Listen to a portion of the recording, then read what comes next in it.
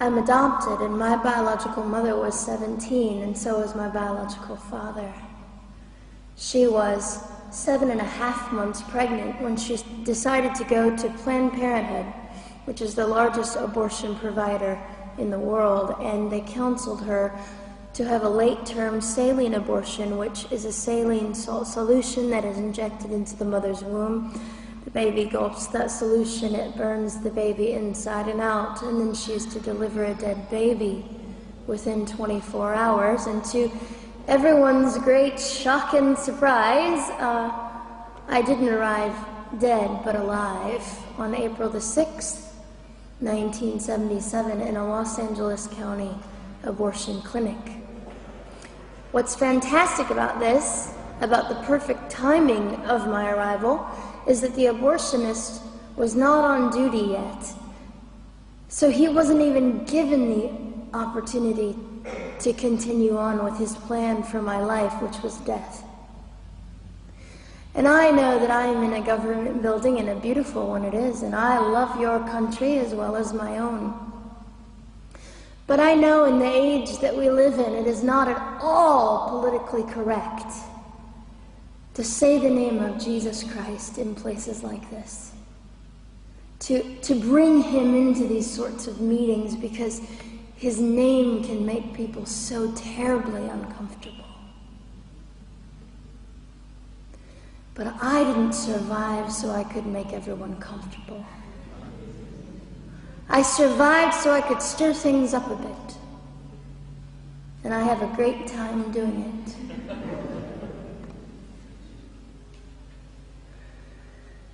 And so I was delivered alive, as I've already said, after 18 hours. I should be blind, I should be burned, I should be dead. And yet I'm not. You know what is fantastic vindication is the fact that the abortionist had to sign my birth certificate. So I know who he is. And it also says, for any skeptic listening, on my medical records, born during saline abortion. Ha! They didn't win. I've done some research on the man that performed the abortion on me. And his clinics are the largest chain of clinics in the United States of America, and they gross $70 million a year. I read a quote from him at some point several years ago, and he said, "I have aborted over 1 million babies, and I consider it my passion." I tell you these things because, listen, ladies and gentlemen, we are in an interesting battle, whether we realize it or not, in this world. It is a battle between life and death. What side are you on?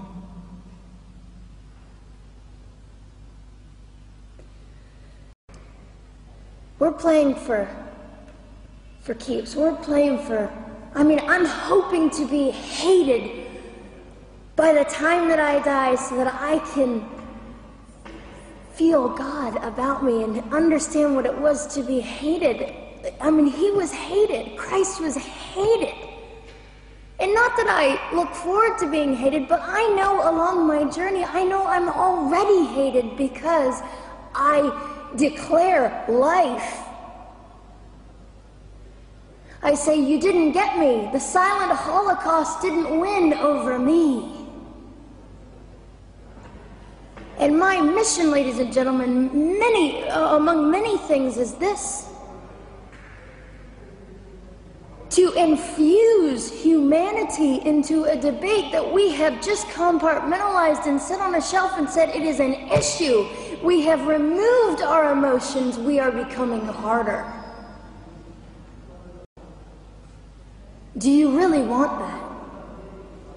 How much are you willing to take, and how much are you willing to risk to speak the truth in love and graciousness and stand up and at least be willing to be hated?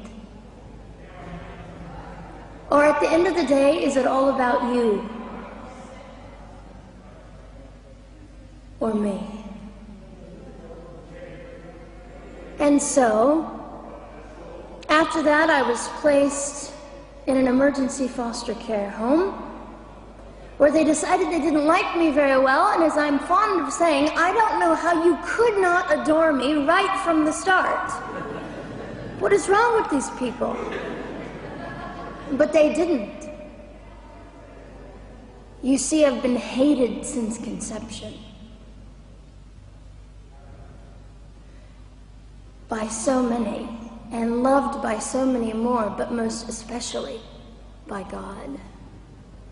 I'm his girl. You don't mess with God's girl. I got a sign on my forehead that says, you better be nice to me because my Father runs the world. So after I was placed in the mean home, I was taken out of the mean home and placed into another home, a beautiful home, Penny's home. And she said by this time I was 17 months old, 32 pounds of dead weight, and diagnosed with what I considered to be the gift of cerebral palsy, which was caused directly by the lack of oxygen to my brain while I was trying to survive. Now, I am just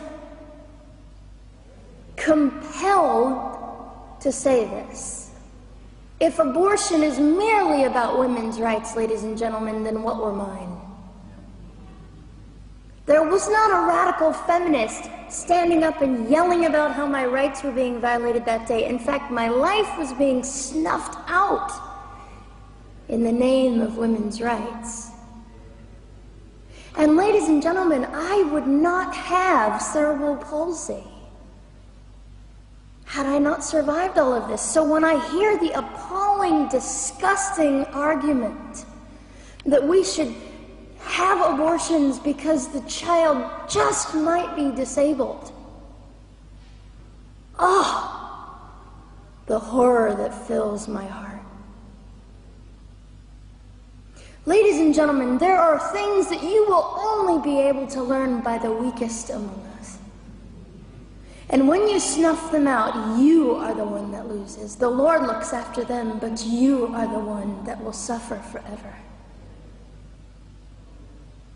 And what arrogance, what absolute arrogance, and it has been an argument for so long in this human place that we live, that the stronger should dominate the weaker, should determine who lives or dies.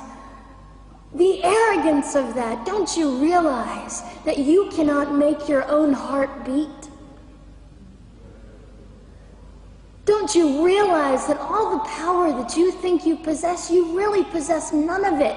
It is the mercy of God that sustains you, even when you hate him.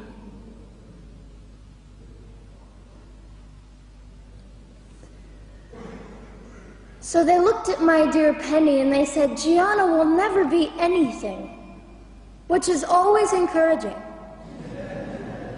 And she decided to ignore them, and she worked with me 3 times a day, and I began to hold up my head, and they said, well, Gianna will never this and never that.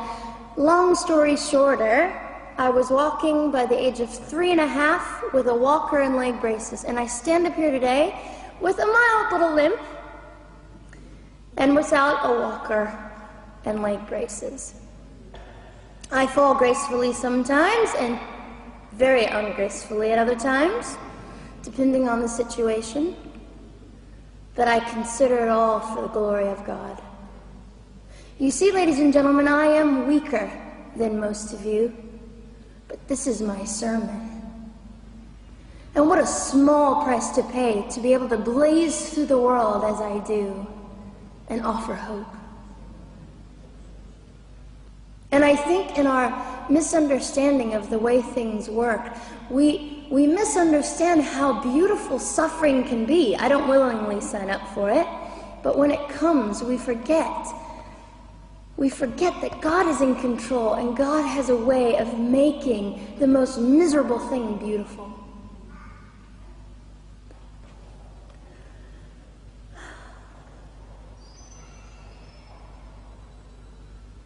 I have met my biological mother.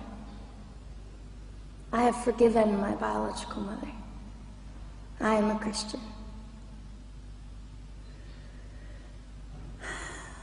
She's a very broken woman. She came to an event I was having 2 years ago, showed up unannounced, and said, "Hello, I'm your mother." And it was a very difficult day. And yet, while I was enduring all of this, you'll probably think I'm silly, but I was sitting there and I was thinking, I don't belong to you. I belong to Christ. I'm his girl, and I'm a princess. So no matter what you say, in all your anger and brokenness and rage, it's not mine to keep. It's not mine to carry, and I won't. I was saying all this inside. So ladies and gentlemen, you have an opportunity. But for just a brief moment, I would like to speak directly to the men in this room and do something that is never done. Men, you are made for greatness.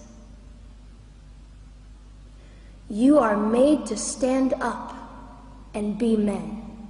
You are made to defend women and children, not stand by and turn your head when you know murder is occurring and do nothing about it. You are not made to use women and leave us alone. You are made to be kind and great and gracious and strong and stand for something. Because men, listen to me. I am too tired to do your job. Women, you are not made for abuse. You are not made to sit and not know your worth and your value. You are made to be fought for forever. So now is your moment. What sort of people are you going to be? I trust incredible.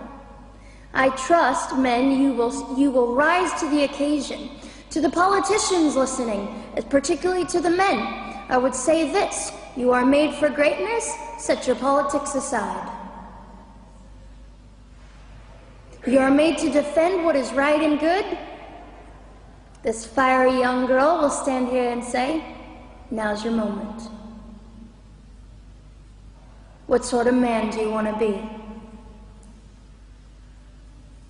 A man obsessed with your own glory, or a man obsessed with the glory of God?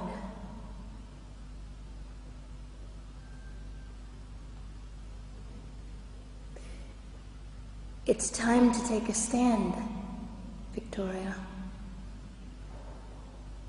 This is your hour. God will assist you. God will be with you. You have the opportunity to glorify and honor God in 2008. I'll just end with this. Some of you might be slightly annoyed that all I keep doing is talking about God and Jesus. But how on earth can I walk about limping through this world and not give all my heart and mind and soul and strength to the Christ who gave me life? So if you think I'm a fool, it's just another jewel in my crown. My whole intent in living here is to make God smile. I hope some of this made sense. It just came from my heart. God bless and keep you.